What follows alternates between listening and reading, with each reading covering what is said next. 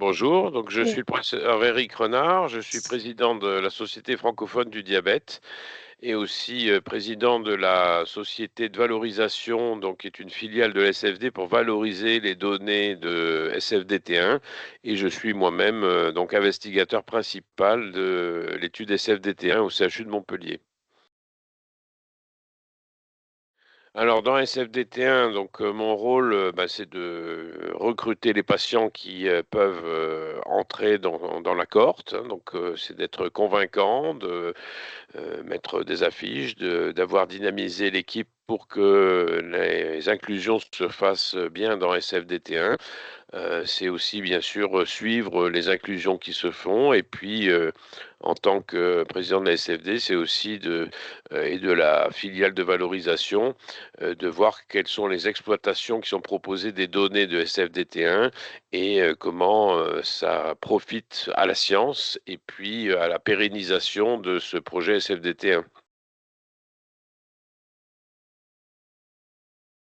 Alors SFDT1, c'est vrai que j'étais présent lors des fonts baptismaux, hein, lorsqu'il a été construit. Donc c'est un projet qui est ambitieux, qui vise à répondre donc principalement à la question des déterminants de la morbimortalité, surtout cardiovasculaire, des patients qui sont atteints d'un diabète de type 1, qui vivent avec un diabète de type 1, et de voir quels sont ces déterminants justement qui vont altérer leur survie et notamment sur le plan cardiovasculaire.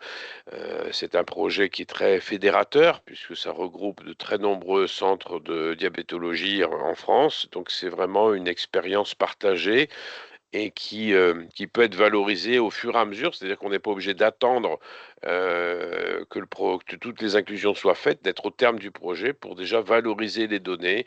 Et il y a déjà plusieurs publications qui ont été faites à partir des données de la cohorte. Donc c'est un enrichissement continu pour répondre in fine à une question importante.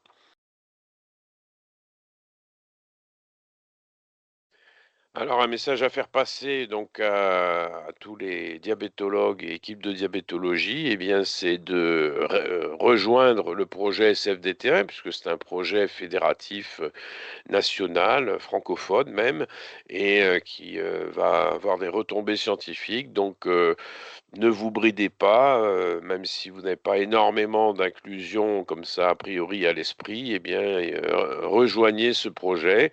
Si vous n'avez pas toutes les capacités d'inclusion dans SFDT1, pensez à des idées, à des questions auxquelles les données de la cohorte SFDT1 vous permettraient de répondre. Donc il ne faut pas se censurer, il faut y aller, comme toujours, avec beaucoup d'enthousiasme et d'originalité, de création.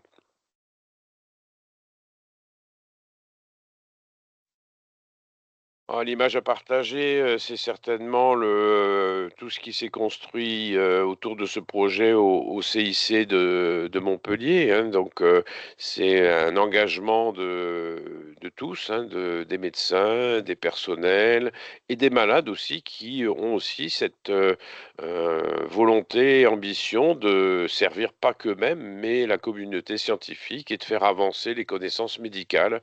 Donc c'est une très belle image partagée par aussi bien les soignants que par les personnes qui sont inclus et qui vont participer par leurs données au projet SFDT1.